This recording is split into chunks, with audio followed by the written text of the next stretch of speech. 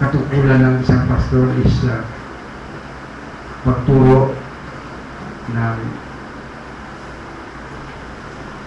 as a requirement of a pastor up to teach. Malinaw mo na turuan sila. The more na makaturo ka ng tama, the more the problems will be eliminated. Sana sabi natin, kung naturo natin ang lahat-lahat,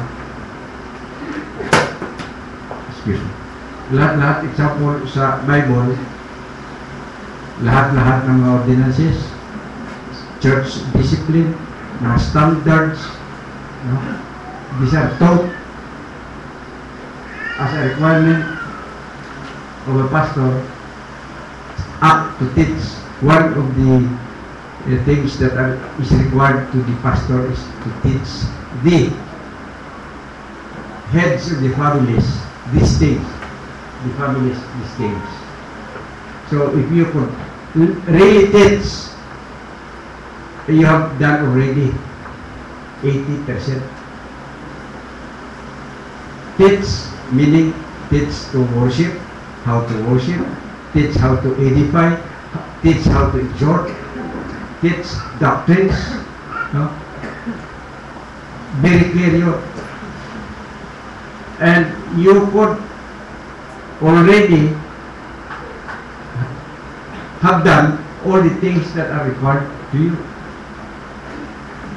The more they know, because all sa mga verses sa Bible, don't be ignorant. You should know. You should know. You should know. Be not ignorant of this. So the pastor rule is the man of God should teach, exhort, rebuke, admonish all the things that are in the Bible to the flock. Feed the flock. Just feed them. Feed them. And these problems of forgiving, immorality, sins besetting you will just disappear and handled properly. But by the way, Satan's role is also to destroy. So, teaching the brethren those armors to be used, the weapons available to them, the Bible that is available to them with right doctrine, protect them from the false teachers, prophets, and others that will destroy the families and the church. People who would like to divide your church, mark those men and handle them with dispatch. Wolves, you should have discerning spirits to discern who are wolves among the flock. You should immediately test these spirits. By the way, one of the hardest and very tiresome is trying the spirits, because these are unseen spirits. It needs also from the pastor discernment, and to discern unholy things is one thing. Very, in fact, dangerous also, no? If you are not prepared to handle these things. No? Actual discerning and handling these spirits that confronts everybody. You know what are spirits that are unbiblical? No? Divisive spirits, all those deceitful spirits, lahat ng mga spirito which besets the members. Kasi nagtatravel ito sa multimedia. Isang text lang, sira ng pastor. Did you realize that? they will attack the members of the family of the pastor. Any member of the church could be attacked. Every family is on watch. That's right. We should be vigilant. We should group as a church to protect ourselves. And mind you, it's not stupidity to protect you.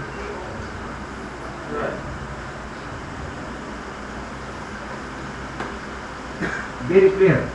All of these things is, of course, in the Bible, sa Titus, sa Timothy, the charges of Paul to Timothy, which we are also now having. We are barely touching 1 Timothy chapter 1, and we are about to start chapter 2. Yes, Pastor.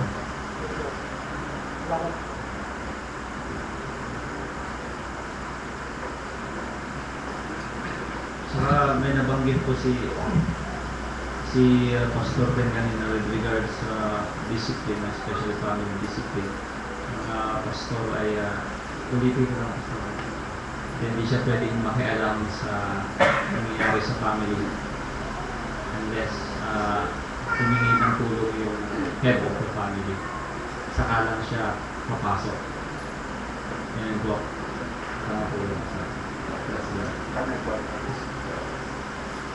Ang pastor to, if he knows a certain violation, okay, he should immediately take hold of that and talk to the family. Patawag agad at confront directly and deal it with dispatch. Para ma-avoid things, no? Even not told. Kung alam niya na talaga, then on his own, he could investigate and get some facts. Then give it to the head, give it to the concern. Then let them decide on that. This is their family, by the way. They should be affected. They should resolve that also beyond reasonable doubt. But sa kanila yun. Ayun.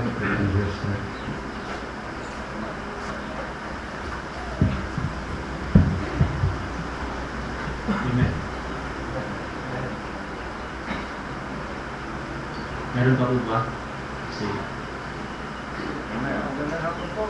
Ako din po. Nagkakataon po ako pastor doon sa pinag-aralan. Kasi sa kasal ko sa isang ama, disiplina. Kung nagkakasal ang anak, nagkasalawan siya tayo patawarin. Paano mamarunong asawa na hindi patapos? Kaya sabi nga ng Ephesians chapter 5 verse 55, paano paraan na hindi sila patapos sa hindi lang isang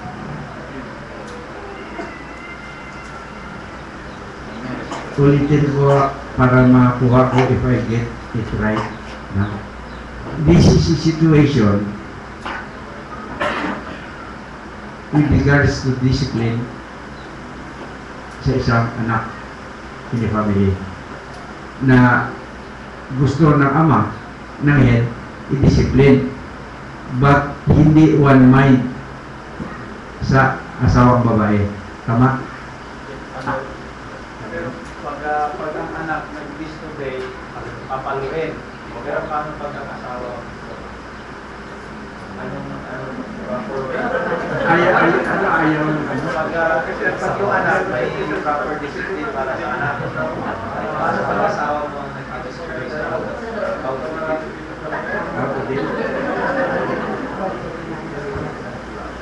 If you have noticed, ang wrath ay specific sa child. Right. No? Hindi binibigay sa asawa. No? Ibig sabihin, may other ways of handling of a disobedient wife. Okay? Number 1 is through prayers. Amen. At kung hindi madala sa prayer, with fasting, prayer and fasting. No? And sa pagtuturo sa church, turuan ang family ng tamang doktrina at ipakita sa Bible kung bakit na hindi nasunod at may consequence yan. Sabi ng Panginoon, vengeance is mine. Takot sa Panginoon ng ang katapat niya. The fear of the Lord is the beginning of wisdom. Pag hindi takot ang asawang babae sa Diyos, God will handle that problem.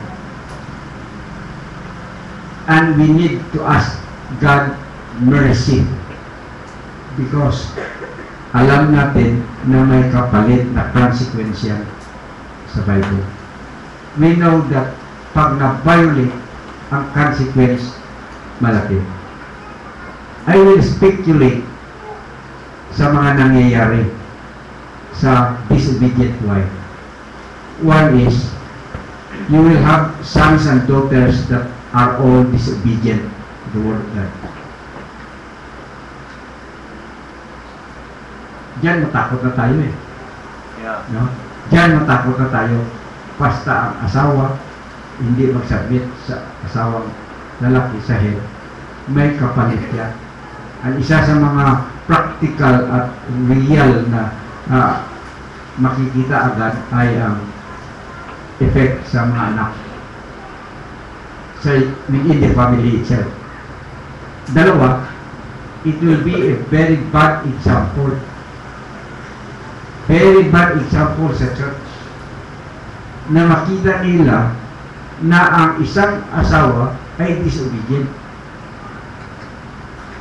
At kapag na-confront na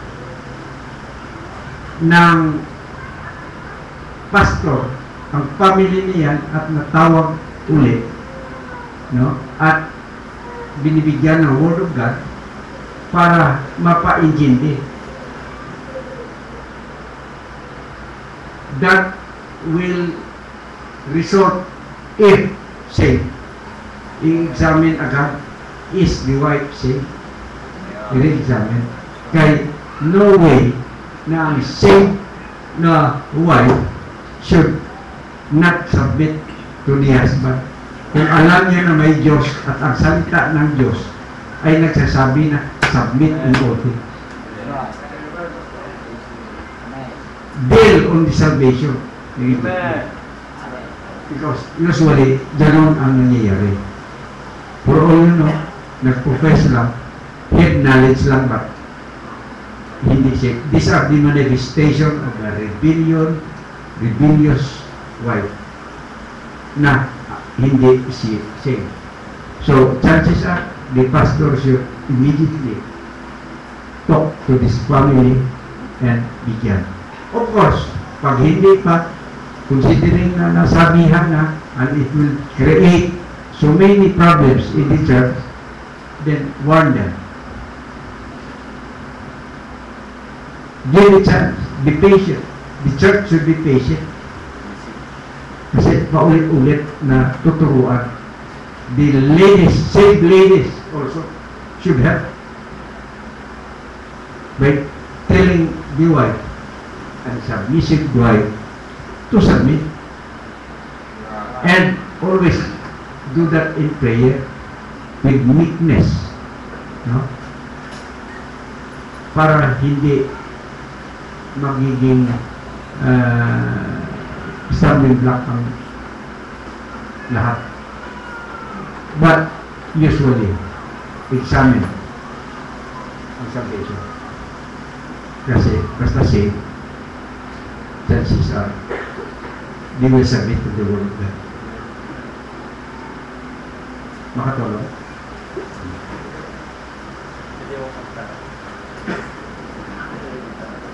Follow-up question na Pag yung nasa sitwasyon ka na, ano, asawa ka at nasa sitwasyon ka, yung asawa mong babae ay kumukontra sa'yo in front of children pa na nagdi-disobey. Paano dapat ako mag-react? How will I handle that situation You are speaking as a husband? Like if in front of my children, for example, ay disobey yung, how will I handle proper handling yung situation? Okay, first, we're dealing with the consequence already. Do you know what I mean? You have come to a point already that the situation is a consequence itself. First is, you admitted membership, people that are not saved, and you have this consequence. How could you expect unsaved people to right away adhere to the word of God when their salvation is still question mark? Hindi pa nga naligtas. No? So, you are dealing with the consequence. So, get to the right root cause of the problem. Being unsafe, deal with that immediately. No? Kasi, almost all na nagdi-disobey at quarrels na talagang matigas ang puso ng asawa is because ganun ang pangyayari, hindi safe. And on some cases, they just don't understand the word of God na hindi option ito. Amen. Hindi nila alam na may option pala sila na pwede makadisobey. Hindi yun option. They should follow. And if they continue after the church has spoken to them, then implement yung disciplinary action na tinatawag. If it is harming the church already, and especially may mga asawa at maghahati ng church because of that, it's a bad example, and some families are already will kakampi doon, kakampi dito. The pastor should act immediately and implement the things, but open always to restoration. Kung makinig. Kung ang restoration kasi is kung makinig. Kung hindi makinig, how could you restore? Yeah, right. Hello! Restoration is only to those who would like to be restored. Yeah, that's right. Kung ayaw anong magawa mo? Anong magawa ng church? Ayaw ko na. Halimbawa, sabihin ng member mo, ayaw ko na po, pastor, na magiging pastor ka. May magawa ba, pastor? Ha? May magawa. Unahan mo mag-resign. Amen? Ang member lang ba may karapatan na mag-takwil sa pastor? Amen. Sabi ng Bible, mark that man. Withdraw from that man. Hindi makinig eh. But of course, do this with weakness. At kung hindi makinig talaga, may problema na yan. It will just cause division.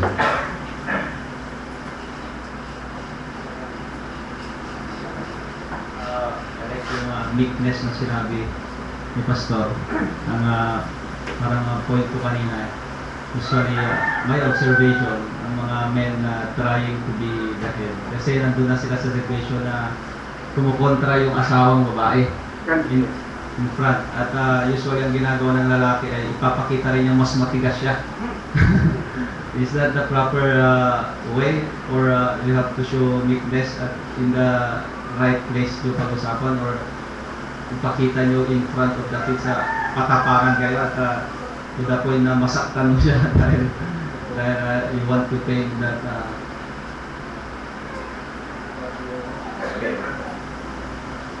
kailangan po ba na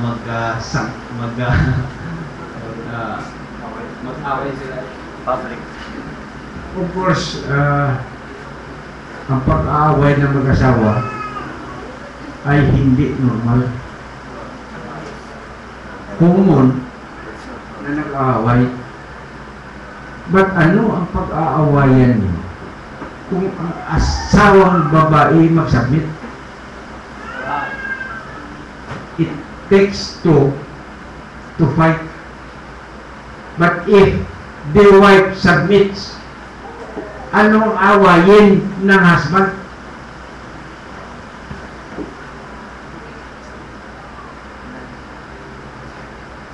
Sakalin mo?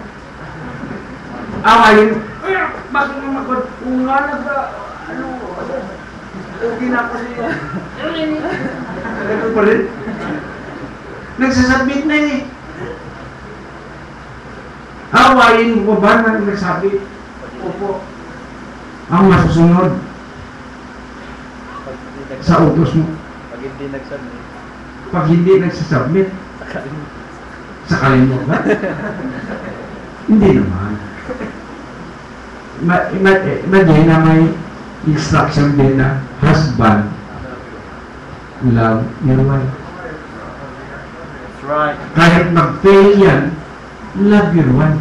Do not demand na submit first, then I will love you. Hindi ganun. Love, that's your standard. Husbands, ang standard para sa inyo, sabi ng Diyos is, you just love your wife. Walang kondisyon yun. Nagsasabi ba doon na, husband, love your wife if she submits? Wala. Just love your wife. Amen. Help us, Lord. Amen. Love your wife. Even your wife is not lovable. That's right. That's right. Pinasawa mo yan eh. Hindi mo naman do what God has joined. Kiss my heart. No? That's why you have to kiss your wife to show to your children. At by the way, open showing of your affection to your wife. It's good for your children. That's right. Don't be rigid. Huwag kang maghiya na ipakita sa mga anak mo at sa public na you love your wife. Yeah, mate.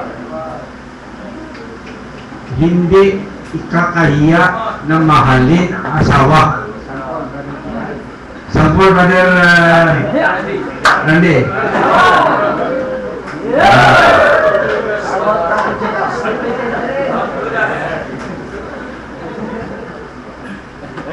Sabi ko, huwag mong gawin yan kasi makikita ng mga anak. Tama, dapat makita ng anak mo na malaman nila na ang tatay nila, mahal niya ang nanay nila. Kahit mukhang nanay na. Love it. Ganun na eh. So, ang pag-asawa is hindi biro. It should be God's will. And may standard sa pagpili ng asawa kasi wala na, ulitin mo nga. Hindi na maulit. You're stuck to that woman beside you. For richer or poorer. Amen. In sickness and in health. Yeah. Ganun na, wala na. No option of separation. Amen. A Christian should not think even of any separation.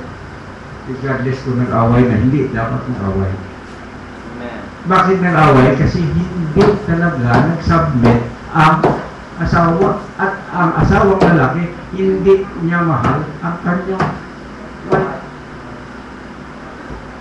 Remember, keep your standard, not the standard of others. Tama? Anong standard mo? Do it. Anong standard ng wife? Just do it. That's the rule ng Panginoon. You have your own standard. So, ang pag-aasawa, pinag-prayan yan, waiting for the Lord to give a godly husband. May godly ba? Na gano'n? Come on. Dahil yan sa asawa na kasag ulira. Chances are unsaved.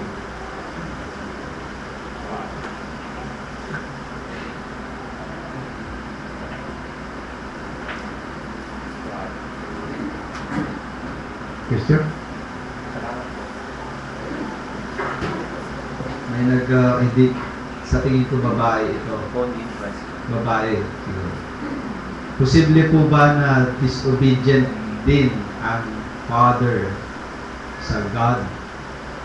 Kaya nangyayari na disobedient din ang wife maging mga anak.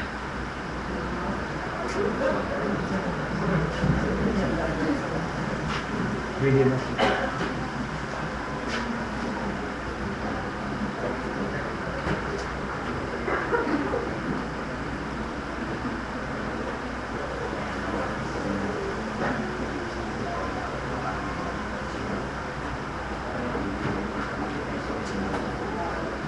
Gumagante. Gumaganti.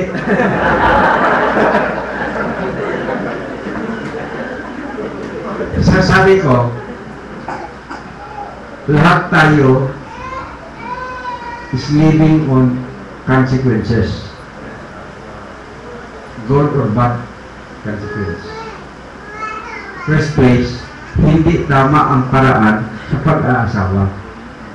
Nangyayari ito. So, consequence ito na magkaroon ng husband na nagdi-disobey at ang asawa na nagdi-disobey at mga anak na nagdi-disobey. We have the Bible at sinabi na ang mga standards para sa husbands and wife relationship at children-parent relationship, master to servant relationship. May mga standard na sinasabi ng Bible. In the first place, hindi nasunod na eh. One, hindi nga saved, questionable agad. Bakit hindi makasunod? Dahil examine your faith kung you are in the faith. Possibly saved, ngunit not in the Lord. In Christ lang sila, ngunit hindi in the Lord. May pagkakaiba. Ang in the Lord is sila ay sumusunod. I would rather choose a husband that is in the Lord. Ibig sabihin, makikita mo na at alam mo na sumusunod sa salita ng Diyos. Then, marrying a husband or a wife that is not in the Lord. Wala silang Lord. Although in Christ, ba't hindi nila sinusunod? Pili ang susunod. Selected.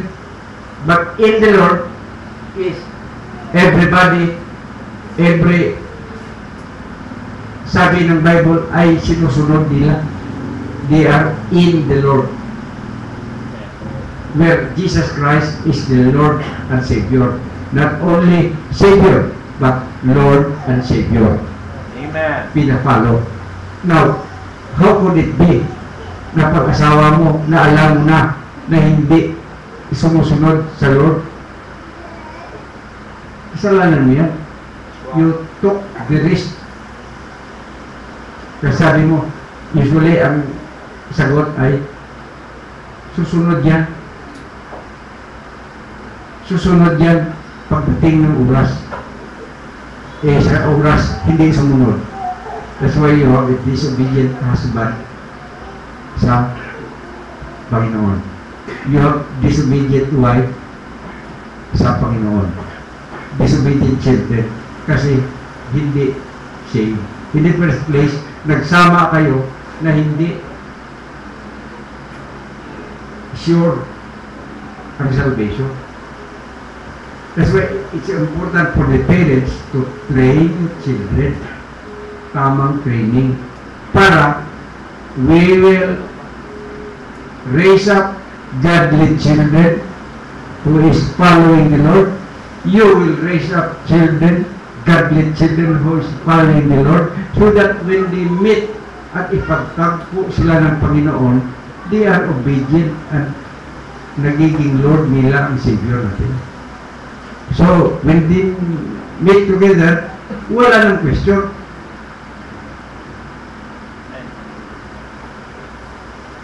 Sabi ko, ang mga situation na ito is happening because in the first place, nagiging consequence, hindi tama ang pag-start. So, balik sa atin pa rin, paano natin ma-start ito sa pamagitan ng pag-raise godly children. You raise your godly children, they will raise the godly children. Do not expect that the world will raise godly children. Yeah, that's right. That's right. That's right. Raise godly children. You could not raise godly children unless you select or wait for godly husbands and wives.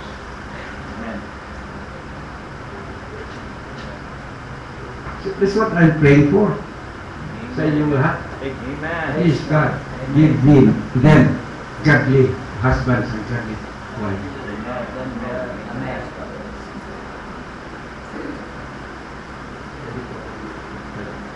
Based on, hindi tanong, based on observation na po, itong nakikita ko dito, one of the sometimes problem sa mga hindi based on experience, based on observation sa mga families, ang nakikita ko ay yung blaming others.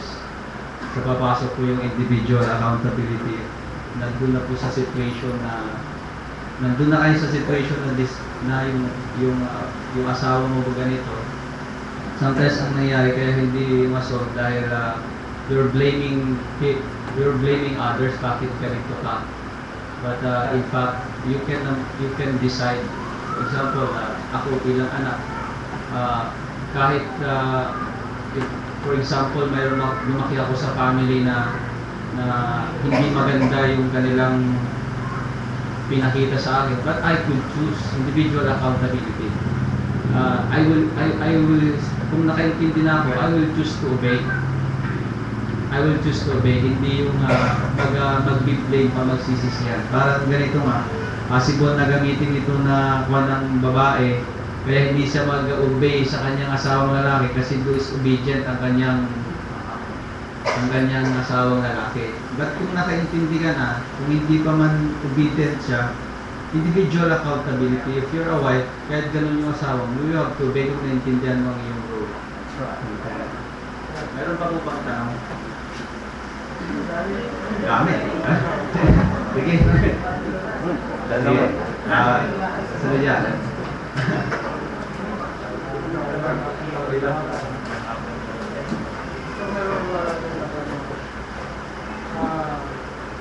Nagtatayuan ng isang ama sa tahanan. Katulad lang sa isang tahanan. Yung nakikilala natin ito ng nagtuturo, disiplina, ng pamilya. Tulad sa isang ama, bawa na listas, wala siya ninanayos, hindi ka malistas ang pamilya. Ngayon, ito yung katayuan ng ama kung ang mga anak ay malalaki na o asawa o hindi pa kayo magkakaisa sa pananaw. Bigas yung ba ng isang ama na pipilitin sila, diba, isang ama, isang ulo sa pamilya. Bigas yung ganyan yung pipilitin niya upang sumunod sa pamilya. So, natuturo. Kasi para sa ating pastor, bilang isang ama, kasi malalaki na yung anak ko. So, Salamat sa Panginoon. Amen.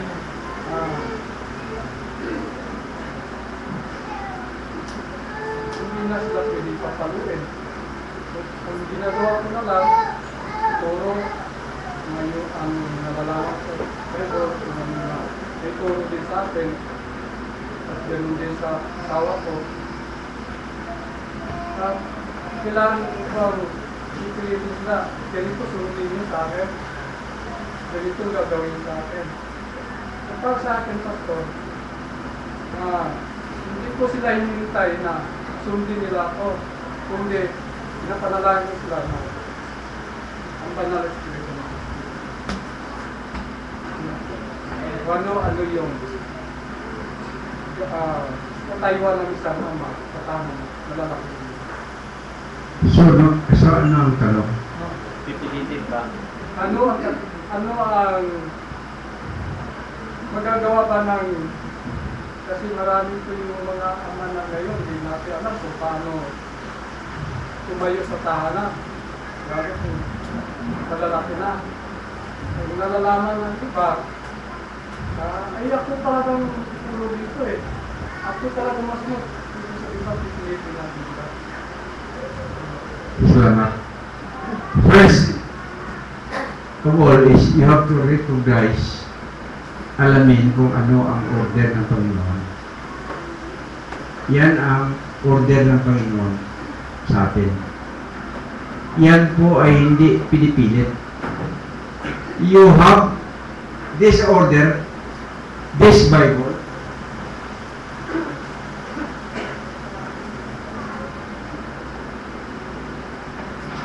hindi pinipilit sa isang kaluluwa. Hindi decree na hindi mabalik. Ibig sabihin, pag sinabi ng Diyos, ito ay dapat mangyari sa lahat. That is Calvinistic ideas na dahil nagsabi ang Panginoon, susunod lahat. No? Sabi, without force, without any coercion, sinasabi niya ang katotohanan kung ano ang nanggaling sa Kanya. It is always my free will tayo na sumunod o hindi. Kung may takot tayo sa Diyos, susundin natin and you are wise. Amen. That's No? right. Kapag hindi nyo sinunod, you are a fool. Unwise. Walang understanding. Hindi mo sinunod eh. Pinipilit ba? Ang kaligtasan same way ay hindi mapilit sa anak. Anak, ligtas ka na. Sabi ko eh. Pinipilit ba? Hindi. It is always through the working of the Holy Spirit that they are convicted. Ang role ng parents at ng church is to give them the opportunity to hear the gospel, and they should respond to that gospel that they got saved. So, pag ang mga anak saved, ang turo ng Bible, madali nila masunod. Especially, kahit malaki na sila at alam nila ang tama na dapat gawin with regards to the Word of God, hindi mo mapilit, but the Holy Spirit which indwells them will convict them and they will obey the parents. Tama, hindi na dapat mapalo. Malalaki na yan eh. But being the head, you have certain ordinances in the home na dapat sundin nila. Halimbawa, hindi pwede kayo mind of other things or entertain in your mind sa ibang lalaki except the Lord. Yan, patakaran ng house yan dito because believe, we are all saved that we believe God said that. Mind the Lord. So, you set your standards sa kanila, hindi pwede. Kung gusto mangligaw, sa inyo pupunta, hindi sa kanila directly. And you could set examples. Your pastor will help you set those examples to this word. So it is your obligation to see to it that they are taught, they are saved, and they should follow the word of God. It is either through praying and actually visiting them. All you have to do is visit them, malalaki na sila. They are saved, good. And they have no option but to follow the word of God. Sa kanila. Hindi pinipilit. But you could have your own rules sa house, which they have to abide. If they could not abide,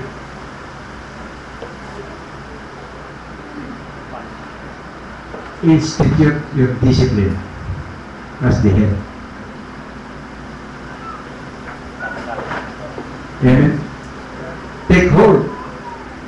Be the head of your family in implementing those. Sorry na, hindi ka nakikinig. Ito ang mangyayari para sa iyo. Of course, kung save yun, wala kang pumima talaga. Right, Ate Bel?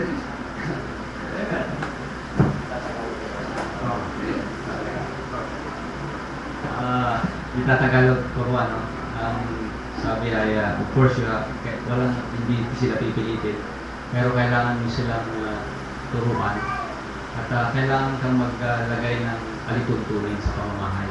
Dapat maging maliwanag. Hindi mo sila pababaya dahil hindi nangangahulugan na hindi mo sila pipilitin ay wala ka ng alituntunin na pabayaan mo na lang sila. Dito walang dapat maturuan sila at maglagay po ng alituntunin. Ito ang patakaran. At pag hindi po sila sumunod, mag-a-apply ng disciplinary action o kaya ang Tagalog. Action. Mayroong hindi man palo, hindi mayroong ano ba ito Tagalog? Pagtutuwid na gagawin. Hindi sila pwedeng pabayaan. Dapat may pagtutuwid na gagawin katulad ng ginawa natin sa kung pwedeng hindi siya dapat kausapin o ground, yung mga gano'n na panpo na so, dapat may patakaran. Dapat maging maliwanag sa iyong asawa, sa iyong mga anak, ang patakaran sa pamamahay. Okay, sige. May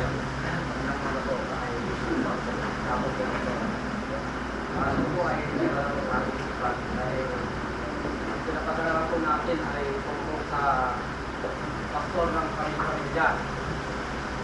Ngayon po ay magpupulisan sa usapin ng church o usapin ng pamilya. Ngayon po ang gusto ko pong katanungan.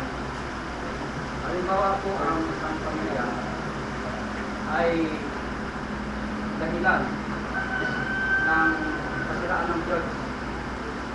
Halimbawa, isang parte ng isang pamilya ay dahilan para yung church ay nasira. At mayroon po tayong implement church na discipline. Sino po ba yung dapat natin didisiplina? Yung tatay ba o lahat ng pamilya?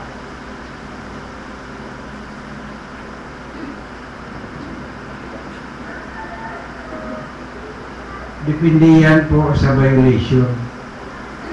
Kung ang violation ay within the family, halimbawa nagkasala ang anak mo, nagdi-disobey sa inyong utos, ang violation yon ay within the family lang. So, the church hindi dapat makikialam yun.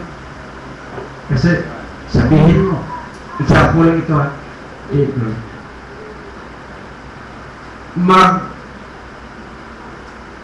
saing ka nga, you prepare the meal.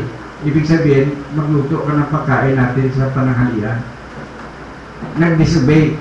ayaw, do you need to bring that to the church?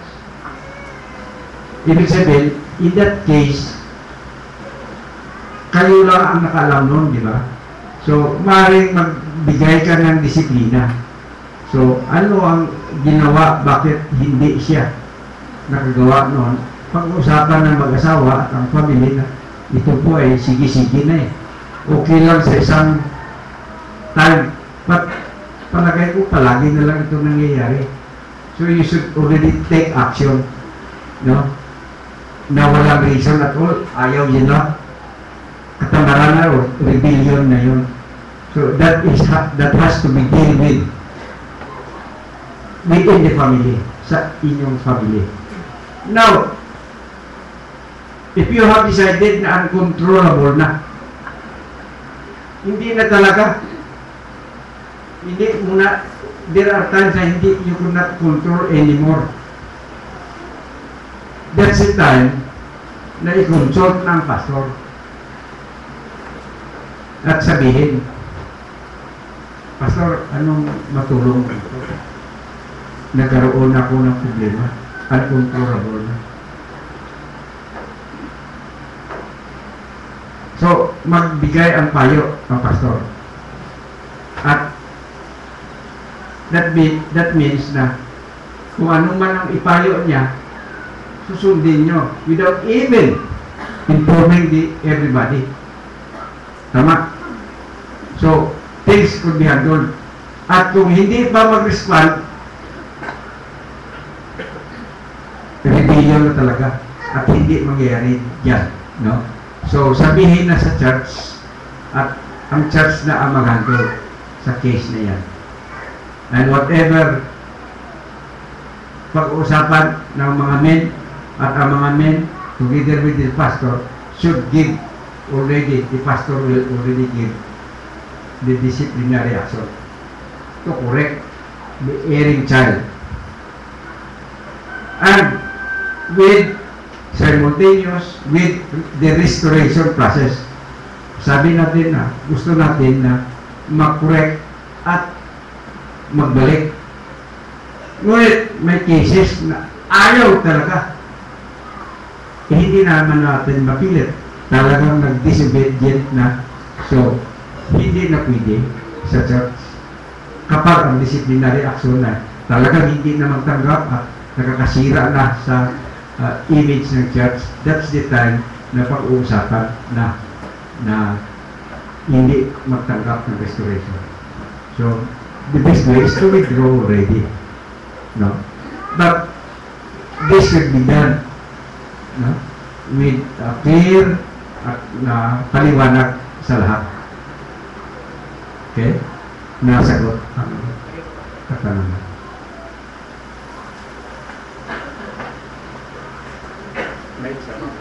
Ngunit kapag ang violation is talagang involved ang ibang family, pag-usapan agad sa lahat. But kung violation lang sa within the family, if possible, kung ma-handle nyo, pwede. Kung hindi, paakyat. Amen.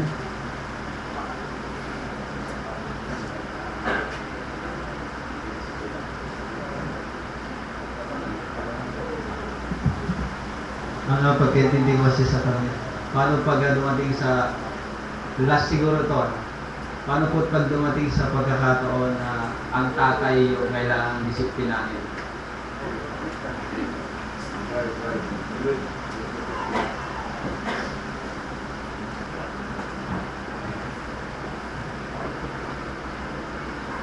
Isa pinakamabigat na desisyon para sa church o sa pastor ay maghantong sa ganitong situation. Because if it does, it will involve the whole family.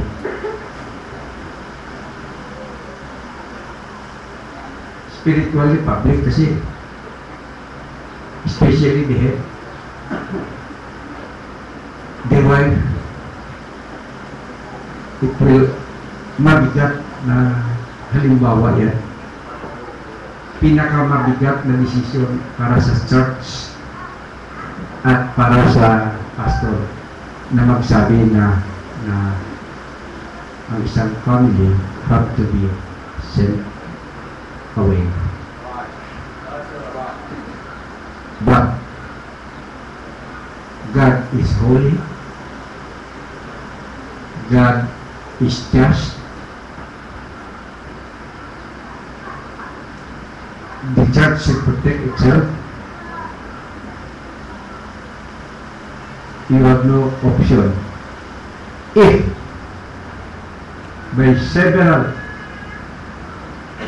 occasion na bigyan ng pagkataon na magbago at mag-correct. Some other cases, the church had been so patient that for 15 years nagtagal but walang nangyayari. So, mabigat na desisyon na sabihin na isang whole family ay mapaalis sa church. Damay talaga pati anak. Damay lahat sa family. Especially if it involves either the wife or the husband. Because husband and wife is considered as one. Mabigat. Mabigat. Unless clearly kung isa lang ang involved talaga at ayaw ng family.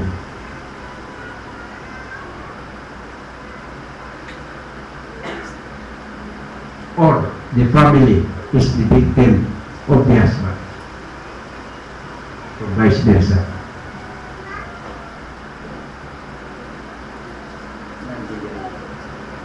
Mabigat. Naintindihan mo ang sagot. Mabigat.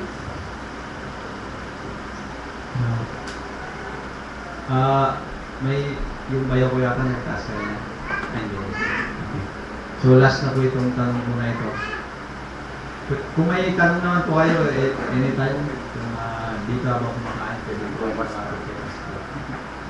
At bukas, maganda yata itong question na ng Sir Pastor, mukhang helpful po siya. Bukas ng hapon ulit. Amen. May tanong kay Sir. Ito ay medyo, ang tanong ay, paano kung mahina sa decision making ng husband? That's real.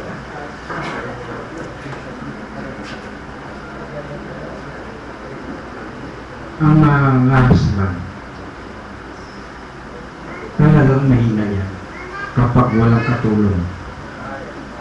Helpmeet. Sa pagsasama ng family, isa sila yun. Each should complement. Ang kahinaan ng lalaki, strength ng babae, at ang kahinaan ng babae, strength ng lalaki. This is where those husbands and wives should work together. Totoo naman na mga instances na may mga mahina na asawang babae. Talagang mahina. At dinadala yan ng husband na lalaki. At there are times in life na pangasawa mo is may kahinaan. It's time na makatulong ang wife. But without breaking the headset, the ordinance of the headset. That's right. Hindi ba ito ay maganda? Hindi ba dear na maganda magbili ng ref? Di ba? Dear, pwede ba na, alam mo, pag ginawa mo ito, dear, maubos ang pira natin. So, don't you think na istakan natin? These are the things na makatulong ang asawang babae sa lalaki para ibigyan ng information. I'll tell you, why is it that managers fail? Managers fail because of lack of information. Kulang ang information. So your decision is as good as the information, the quality of information that you have. Pag mali ang information na binigay sa iyo, ang decision na yan ay mali din. The quality of data or information received by the husband is the basis of a quality decision also. Mga asawang babae, kung itago niyo ang katotohanan sa lalaki at mag-decide yun, weak ang desisyon na yun, din sasabihin niyo, ha! Mali ka. Talagang may na. Sabi ko na nga eh. Hindi ka nga marunong eh. But hindi mo tinulungan na magkaroon ng tamang data or information na tama. Binigay mo na information luma, hindi current. So, walang saysay ang desisyon. So, mga asawang babae, you can help a lot by giving information. Then, let him decide, then there, baka kulang-kulang pang information din. No? Could you consider if ito po ang information na natanggap ko kasi, ganun ba? Sabi ng husband, oh, din, sige. Okay yan. Amen. Pag-uusap together, pagkuha ng information na tama na magamit sa decision.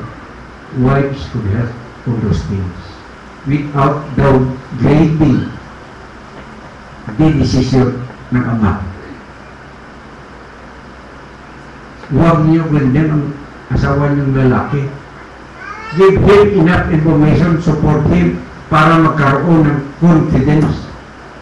Teach him, if possible, kung may kakayahan ka.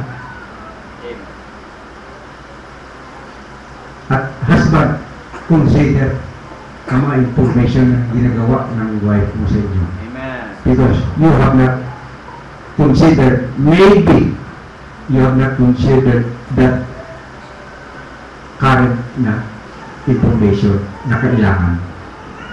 At masabi mo, kung alam ko lang, sana iba ang nagiging decision ko. Hindi ka binigyan ng information ko. Mali.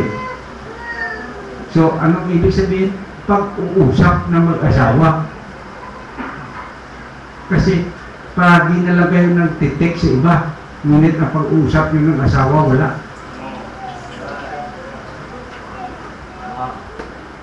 Ang asawang lalaki, iba ang pinagkaabalahan. Ang babae, ganun din.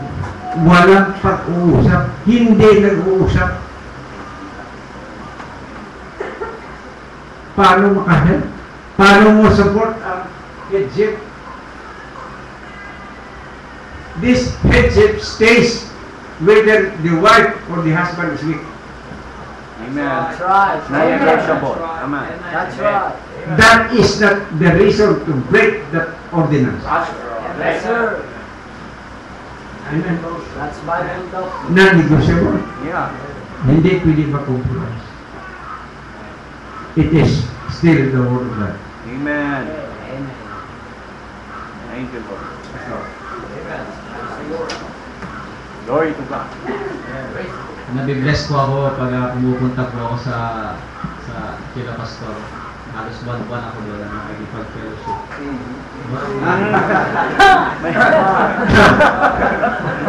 of my observations po ay every time na may sasabihin si Pastor Ben or may decision siyang gagawin, mga simple lang yung naririnig ko, sasabihin ni Ma'am Luisa, Daddy, baka naman ganito at dadagdag po siya ng information at it is observable. Marami ko po yung napapakinggan ko sa kanya na na-bless po ako. Hindi yung ang tendency sa mga babae, porket mas magaling talaga sila, ay gusto nilang ipakita na mas magaling sila. At sana wag ganun. Yan yung sinabi, just help your husband. Huwag nyo namang ipakita na kayo ang mas magaling sa inyong asawang lalaki, but help them. Amen. Amen. Amen. Salamat po. At I hope ay marami po kayong natutunan. Amen. Amen. At marami pa po tayong matututunan tomorrow. Amen. At the same time, mga 5 ay question and answer ulit. Okay? Let's all stand.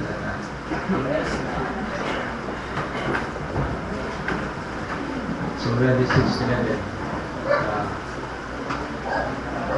Kaya tayo?